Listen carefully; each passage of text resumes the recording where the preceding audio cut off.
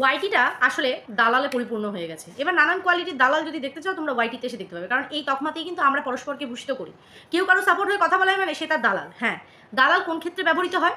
যখন দেখা যাবে দোষ ত্রুটি সমস্তটাকে উপেক্ষা করে কেউ যদি কারোর হয়ে এতটাই বলতে থাকে, বলতে বলতে তার মুখ দিয়ে একদম গ্যাজ বেরিয়ে যাবে, তখন তাকে বলা হয় প্রপার দালাল। আর আমাদের ওয়াইটিতে স্বনামধন্য একজন দালাল বসে আছেন, যে দালাল কিনা মানে হেন তেন প্রকারে নিজেকে যে এই যে দালালের তকমাটা দিয়েছে, সেই তকমায় একদম দৃঢ় প্রতিজ্ঞ হয়ে স্টেবল থাকার জন্য কিন্তু নিজেকে সব সময় রেকটিফাই করার চেষ্টা করছে। অন্য বিষয় না, অবশ্যই করে দালালি বিষয়। যেমন দেখো, দালালি খাটতে এসে সে ভুলেই গেছে যে তার নিজস্ব একটা অস্তিত্ব আছে, সে ভুলেই গেছে। কেউ যদি তাকে ভালো উপদেশ দেয় সেটাকেও একদম মানে হেলায় উড়িয়ে দিয়ে সে কিন্তু নোংরামি করতে বসে যাচ্ছে। পুনরায় পুরনো ফর্মে সে ফিরে এসেছে, বাজে বাজে কথা, টুকে টুকে কথা, সে তো বলছে। আর আমাদের কন্ট্রোভার্সি ক্রিয়েটাররা যদি এইভাবে কথা না বলি তাহলে চলবে কী করে? অনেকে বলে যে নিজস্ব কোনো কন্টেন্ট নেই। আমি সেই সব গাধাদের বলতে চাই, নিজস্ব কন্টেন্ট দেখতে গেলে ব্লগ চ্যানেলগুলোতে যাও। আর ব্লগ চ্যানেলে যখন মানুষ নিজস্ব কন্টেন্ট দেয় সেখানে গিয়েও তোমরা নেগেটিভ ভাবে তাদেরকে জাজ করো। প্লাস তাদের নেগেটিভিটি গুলোকে যেভাবে মানে কিছু কন্ট্রোভার্সি ক্রিয়েটাররা বেছে বেছে তাদের বদনাম করতে থাকে, তখন তোমরা প্রতিবাদ করে বলো না যে তারা তো নিজেদের কন্টেন্ট দেখাচ্ছে, তুমি কি দেখাচ্ছ?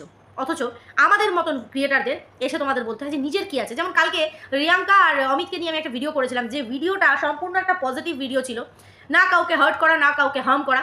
বাট কিছু মানুষকে আমি দেখলাম তারা এসে বলছে নিজের কোনো কন্টেন্ট নেই, আবার এদেরকে কাঠি করতে চলে এসছো।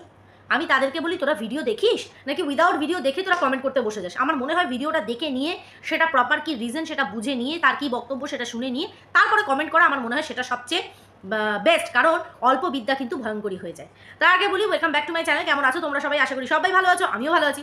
তো আজকের দিনের প্রথম ভিডিও, আজকে সানডে, হ্যাপি সানডে সবাইকে। সানডের দিনকে সবাই প্রচণ্ড পরিমাণে ব্যস্ত থাকে, বাট কিছু কথা না বললেই না। এই যে এক দালাল আরেক দালাল মানে সন্দীপের দালাল, যে মেন দালাল মানে সীমাদির কথা বলা হচ্ছে, তাকে এই টিনের দালাল বলছে যে এত কিছু যে বলে ফেলছিস, এত কিছু যে জানিয়ে দিচ্ছিস কী ধরনের প্রশ্ন হবে, কী ধরনের কী হবে, তো তুই কি তোকে কি মানে সাক্ষী হিসাবে নিয়ে যাওয়া হবে? তোকে কি কাঠগড়ায় প্রশ্ন করার জন্য দাঁড় করানো হবে যে তুই এত লাফাচ্ছিস? তাহলে এটা যদি সীমার উপরে লাগু হয়, এটা টিনের দালালের ক্ষেত্রে লাগু হবে না কেন? কারণ টিন যতটুকু না বলছে তার ডবল হয়ে এই দালাল কিন্তু আমাদের সামনে কথাগুলো বলছে। কাদের পারমিশনে বলছে, কাদের তাড়নায় সে বলছে সেটা বোঝা যাচ্ছে, কিন্তু সে বলছে, ডবলভাবে বলছে কি হতে চলেছে, কত না কি হতে চলেছে। ও বলতে চাইছে আমরা প্রচণ্ড পরিমাণে ওভার কনফিডেন্স যে কৃষাণু তার বাড়িতেই থাকবে। আমরা একবারও বলিনি, আমি তো বলি, আমি সবসময় বলেছি কোর্ট বিচার করবে, যেখানটা ঠিক মনে করবে কোর্ট তাকে বাচ্চা মানে সঁপে দেবে। আর বাচ্চা যদি মায়ের কাছে যায় তাহলেও জলে পড়ছে না, বাবার কাছে থাকলে তো কোনো কথাই না, কথা বোঝে না। আমার মনে হয় কথা বোঝে না, নয়তো যতটুকু দেখে ও মানে মুড়ি চিবাতে দেখে, তো চিবানোই সময় চলে যায়, বুঝবে কি ভিডিও সেটা কোনো বোঝা যায় না। তো প্রথম কথা, এই জবে থেকে এই সঙ্গীতা ম্যাডাম এই সবাইকে বলেছে তোমরা একটা শালীনতা রেখে ভিডিও করবে, বিকজ গায়ে যদি একটা ওনা দিয়ে বসাটা ভদ্রতা। এই দেখো আমরা যেমন, এই যে আমি যেমন একটা কুর্তি পরে বসেছি, তো কন্যার আর প্রয়োজন নেই, আর আমাদের এইটুকু পোর্শন দেখা যাচ্ছে, ঠিক আছে? এই দালালকে জবে থেকে বলেছে এ এখন ফোকাস, ক্যামেরা ফোকাস করো ক্যামেরাম্যান, এরকম করে এতটা দূর পজিশনে ও ক্যামেরা রাখছে, মানে এতটা অনেকটা বেশ দূরে যাচ্ছে, গিয়ে ওর বাতাবি সুপারি যেটুকু ওর অস্তিত্ব পড়ে রয়েছে সেটুকুকেও দেখানোর মানে চেষ্টা করে যাচ্ছে, যে বাই চান্স যদি কোনো কাজ হয়ে যায়। কিন্তু ওই ব্যাড লাকটা সবার খুব খারাপ, তোর জানিস তো। যাই হোক, সেটা বড় কথা না, বড় কথা হচ্ছে যে এই যে দালাল, ওকেও তো ডাকা হবে না? ওকেও কি মানে টিনের হয়ে প্রশ্ন করার জন্য কি ওকে দাঁড় করানো হবে? ও গিয়ে ওখানে সমস্ত কিছু বলে দেবে না? অবশ্যই করে নেয়। সন্দীপেরটায় সন্দীপ যাবে, টিনেরটায় টিনে যাবে, না সীমা যাবে না দালাল যাবে। তাহলে এত কথা কিসের? তাহলে এত উপদেশ কিসের? কারণ যে গাটারে তুই মুখ গুঁজে বসে আছিস সেখানে তুই অন্যকে মানে সতর্ক করছিস যে বাবা এ কী রে, তুই গাটারে মুখ ঢুকিয়ে বসে রয়েছিস, অথচ যে বলছে সে অলরেডি আগে থেকে ঢোকা। আজকে ম্যান্ডিকে নিয়ে বলতে পারছে যে ম্যান্ডি কি জুতো মারলো, এরকম দুশ্চরিত্রা নারী কবে মনে হলো? নারীটি যে দুশ্চরিত্রা, আমার বক্তব্য হচ্ছে কবে মনে হলো? কারণ মন্দিরার এগেনস্টে আমরা তো ডে ওয়ান থেকেই ছিলাম। কোনটার এগেনস্টে? যে কাজটাও করেছে সেটার এগেনস্টে। সেটার এগেনস্টে। ও যেমন বলে পরকীয়াকে সাপোর্ট করি না, পরকীয়ার রতা যে মানুষগুলো, সেই মানুষগুলোকে সাপোর্ট করি, তাদের পরিস্থিতিগুলোকে সাপোর্ট করি। সেরকমই মন্দিরা যে পরিস্থিতিতে পড়েছিল সেটা ছিল অতীব জঘন্য পরিস্থিতি, যেটাকে কোনোদিনও সাপোর্ট করিনি, না করব, না আগামী দিনে হবে। কিন্তু আমরা বরাবরেরই ওকে বাজেটাই বলে গেছি যে যেটা করেছে ধিক্কার জানে, যার জন্য ওকে আজীবন শুনতে হবে। কিন্তু বিষয়টা হচ্ছে তুই তো ছিলিস ফ্রডে, তুই তো পার কি করে করে একদম কাজ ঝাড়াপাড়া করে দিয়েছিলিস। আজকে হঠাৎ করে কি হলো? ওই যে বলে না, যেখান থেকে লাত খাই সেইখানে গিয়ে মুখটা তুবড়ে গিয়ে পড়ি। হ্যাঁ, তখন আমার মনে পড়ে, হরি বাবা রে, এই নারীটা কি নোংরা, শাড়ি পরেও তুই নোংরা, বুঝেছিস নারী, তুই বড্ড দুশ্চরিত্রা। সেটাই হচ্ছে বিষয়। এই দালালের অবস্থা হয়েছে সেইটা। যেদিন ওকে ল্যাং মেরেছে সেদিন ও বুঝে গেছে। অথচ দেখো আজকে আরেকজন আরেকজন যাকে ও নতুন মালকিন পাঠিয়েছে সোনাদেব মই, এই যে যার বোনটি যে, সে কিন্তু অপরের কাছে বলেছে যে এই টিনের মাথায় কাঁঠাল ভেঙে খায়।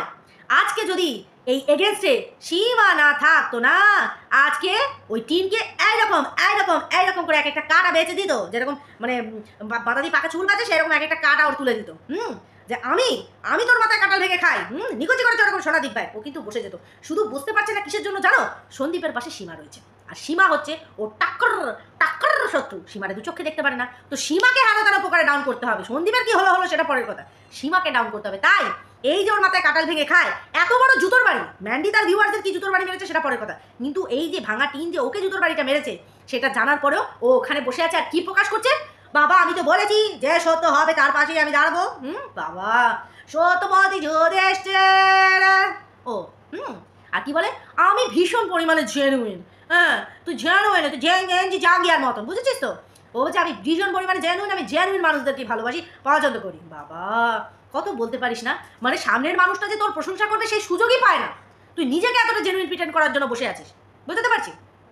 এইবার বলছে শোনো, এই যে ও বলছে তোদের কি পরিমাণে ওভার কনফিডেন্স, বাচ্চা বাবার কাছেই থাকবে। অথচ দেখ তুই বলছিস আমার একদম ওভার কনফিডেন্স নেই, কিন্তু তুই ওভার কনফিডেন্সের মা বাবা ভাই বোনকে ছাড়িয়ে গিয়ে তুই বলছিস আমার বাচ্চা তো মারাই পায়। 9 মাস 10 দিন গর্ভে রেখেছে, বলছি বাকি নেই 9টা মাস কত ছিল।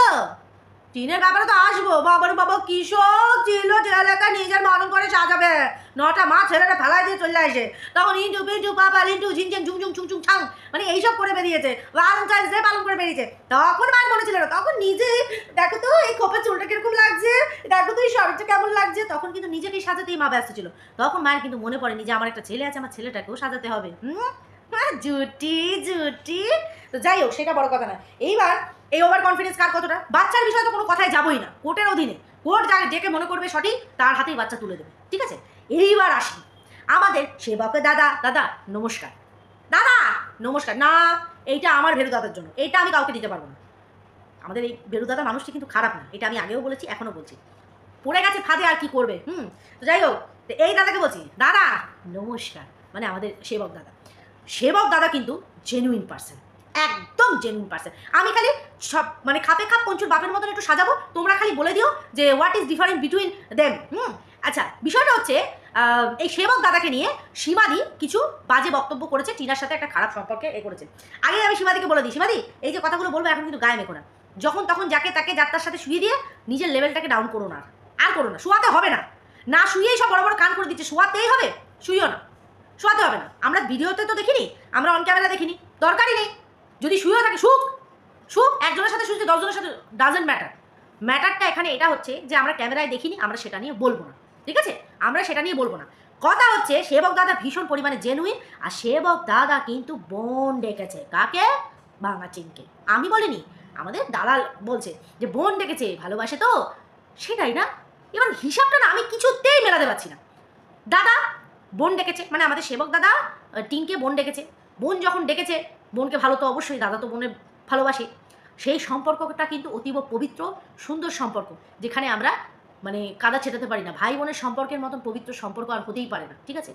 কিন্তু কীরকম অদ্ভুত ব্যাপার দেখো, গোটা সোশ্যাল মিডিয়ার সামনে সীমাদি সন্দীপের কপালে ফোঁটা দেয়, ভাইয়ের কপালে দিলাম ফোঁটা, জমের দুয়ারে পড়লো কাটা, যমুনা দেয় জমকে ফোঁটা, আমি দিই আমার ভাইকে ফোঁটা। এই যমুনা জমকে ফোঁটা দিয়ে বেড়ায়, এই যে জম 2-3টা, যেটা এই যে বসে আছে নগর ঠাকুরের মালটা, ঠিক আছে। তো যদি বাতকুল্লার ভিখারি সন্দীপ হয়, নগর ঠাকুরের ভিক মাঙ্গি এই যে এইটা, যেটা হচ্ছে এই দালাল, ও বলছে যে টিনকে তার এই সেবক দাদা, যে কিনা 2 দিন হয়েছে, বেশি দিন হয়নি আইছে, তো সে কিনা বোন ডেকেছে, তো জেনুইন একদম জেনুইন পার্সন বোন ডেকেছে, সেখানে কোনো নোংরা কথা বলা যাবে না।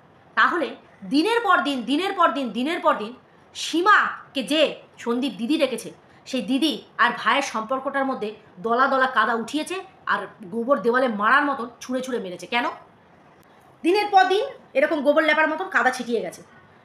ওই মায়ের মন্দিরে যখন ওরা গেছিলো সেইখানে গিয়েও সীমাকে দেখা যায়নি বলে পরের দিনকে যখন সীমাকে হুট করে সামনে এনেছে, এরকম কথাও বলা হয়েছে যে পাশের বেডে একটা বেডে মা শুয়েছে, আরেকটা বেডে সন্দীপ সীমাদির সাথে শুয়েছে। কি কথা তোমরা বুঝতে পারো? আজকে আমাদের এই সেবক দাদাকেও কিন্তু দেখা যায়নি টিনের ভিডিওতে, শুধু ওনার অস্তিত্ব বোঝা গেছে যে কেউ একজন আছে। তারপরে যখন কেউ তাদের গায়ে কাদা ছিটিয়েছে, সেখানে আঙুল তোলার জন্য দালাল যেহেতু দালালি খেয়েছে, ও কিন্তু জিভ দিয়ে সেই জায়গা চেটে পরিষ্কার করার জন্য এসে গেছে। অথচ ওর একবারও মনে হয়নি যদি এই সম্পর্কটা পবিত্র হতে পারে তাহলে সীমা আর সন্দীপের সম্পর্কটা কেন পবিত্র হয় না, কেন পবিত্র হবে না? ভাই বোন যদি এরা হতে পারে, দিদি ভাই এরা কেন হবে না? কেন হবে না? দুটো পার্সিয়ালিটি কেন? কারণ অপোনেন্টে সীমা আছে। আমি এখানে সীমার হয়ে সালিশি মারছি না, ওর বক্তব্যগুলোকে তুলে দিচ্ছি যে যদি যে জেনুইন আর নিউট্রাল আর নিরপেক্ষ হবে তার বিচারটা দু জায়গায় দুরকম হয় কি করে। সে যদি খারাপ হয় আমি আমার মনুষ্যত্ব দেখাই, আমি আমার অ্যাটলিস্ট মনুষ্যত্ব দেখাই। যদি সেবক দাদা টিনের যদি দাদা হয়ে থাকে, মুখে বোন ডেকেছে দাদা, চলো মেনেই নিলাম, তাহলে কেন সন্দীপ তার সীমাকে দিদি ডেকেছে বলে সেটা দিদি হতে পারে না, সেটা নাগর না এইসব হয়ে যায়? কেন হয়? তোমরা এই প্রশ্নটার উত্তর দিতে পারবে? কিসের জন্য হয়? আমি গ্যারেন্টি দিয়ে লিখে দিতে পারি, আজকে যদি অপোজিটে সীমা না থাকতো তাহলে কিন্তু ও কখনোই এই যে টিনের থেকে শুনেছে যে টিন অন্যকে বলেছে যে এই দালাল ওর মাথায় কাঁঠাল ভেঙে খায়, টিনের হালতও খারাপ করে ছেড়ে দিত ভিডিওর মাধ্যমে। কিন্তু শুধুমাত্র সত্যতা করে মুখ বন্ধ করে রেখেছে কারণ অপোনেন্টের সীমা আছে। সন্দীপ ম্যাটার করে না, অপোনেন্টের সীমা আছে। সীমাকে কোনোভাবে জিততে দেওয়া যাবে না, সীমাকে এগিয়ে দিতে যাওয়া যাবে না, এটা হচ্ছে একটা মেন কথা। এইবার আসি খাওয়ার কথায়। আচ্ছা, খেতে গেছে, বিলটা কে প্রশ্ন করেছে সীমাদি, মনে হয় সীমাদি করেছে, আমি সীমাদি ভিডিও দেখিনি, জানি না, ওর থেকেই বুঝছি। প্রশ্ন করেছে যে খাবার বিল কে দিল। এ বলছে শোন বলি, খেয়েছে, খাওয়ার বিল হয়েছে 3000 টাকা। তাই অ্যানিভার্সারির দিন 4000 টাকার খেয়ে এসেছি, অ্যানিভার্সারির দিন 4000 টাকা খেয়ে এসেছি। এমনিও যখন খেতে যাই আর যেখানে মিস্টার ঘোষ নিয়ে যান সেখানে 5, 4, কখনো 6 হয়ে গেছে। কারণ এখন যা মানে রেস্তোরাঁর বড় বড় হাই বিল, নর্মালি খেতে যাই সেখানেই 2000 টাকা বিল হয়, নর্মাল খেতে যাই। তো এগুলো ভীষণ সামান্য ব্যাপার। তুই এরকম, আমরাও যেদিন বসবো অবাক হবি না, কেউ অবাক হয় না, বিশ্বাস কর, কেউ অবাক হয় না। এখন মোটামুটি স্ট্যান্ডার্ড যারা আছে, মোটামুটি সবাই মোটামুটি নর্মালি রেস্তোরাঁতে খেতে গেলে নাই করে 1500 থেকে 2000 টাকা, এটা কমন বিল, এটা হয়। 3000 টাকা খেয়ে নিয়েছে, এমন কি খেয়ে নিয়েছে? তোর কাছে অবাক কাণ্ড, কারণ দাদা গাড়িটা দেখেছিস, দাদার গাড়ি চড়ে চড়ে বোর হয়ে গেছি, বিশ্বাস কর বোর হয়ে গেছে। তুই ল্যাক করবি, তুই ল্যাকলাকানি দেখবি, সর্বদাই লেকিয়ে যাবি। আর নিজেকে জেনুইন প্রিটেন্ড করবি, এইসব বোকা বোকা কথা বলিস না। কত টাকা খেয়েছে না খেয়েছে, বিল কে দিল বলে দে না, কত টাকার বিল হয়েছে, কি হবে? সীমা কেউ চেয়ার নিয়ে পেছন দিকে উল্টে পড়ে যাবে না অন্য কেউ হতবাক হয়ে যাবে, নাকি অন্য কেউ হতবাক হয়ে যাবে? তোর কাছে এটা অবাক মনে হচ্ছে, বাবা এত টাকা খেয়েছে। ও নর্মাল, ওগুলো নর্মাল। এখন সবাই মোটামুটি গেলে পরেই 1500 থেকে 2000 টাকা কমন বিল, এটা নর্মাল বিল হয়। তুই যাস না, তুই এখন পয়সা গোছাচ্ছিস। এইবার আসি ভিক্ষার কথা। সন্দীপের হয়ে সীমা ভিক্ষার ঝুলি ফেলেছে, এবার সন্দীপ ফেলবে। চাকনা ভিক্ষা, যদি বাচ্চাকে নিজের কাছে রাখার জন্য সে ভিক্ষা চায় নিজের বাচ্চার স্বার্থে, আর কেউ যদি ভিক্ষা দেয় বাচ্চার স্বার্থে, ফেয়ার। কিন্তু যে লোকের বাচ্চার জন্ম পরিচয়, তার ডিএনএ রিপোর্ট, তার স্পার্ম, এইসব চাওয়ার এগেনস্টে কেস আসার পরে কেসের টাকা লড়ার জন্য পয়সা চায়, সেইটা বেশি খারাপ না এটা বেশি খারাপ? তোমরা বলো তো। কেউ ভিক্ষা চাইলো, দেওয়া না দেওয়াটা সম্পূর্ণ যার যার ব্যক্তিগত ব্যাপার। কেউ যদি মনে করে আমি দেবো, সে দেবে, তার ব্যক্তিগত ব্যাপার। তার মানে সন্দীপকে দিচ্ছে বলে গরিব মানুষদের দিচ্ছে না? আমরা দেখতে গেছি কারা দিচ্ছে না দিচ্ছে, আমি তো ভাই জানিও না। কিন্তু আমি এইটুকু বিশ্বাস করি, যারা সন্দীপের অসহায়তা দেখে সন্দীপের পাশে দাঁড়াতে পারে, তোর অসহায়তা দেখে তোর পাশে দাঁড়াতে পারে, বা আয়ুষের চিকিৎসার জন্য তার পাশে গিয়ে দাঁড়াতে পারে, তারা বাইরে বেরোলে অসহায় মানুষকে দেখলে তার হাতেও 2 টাকা দেয়।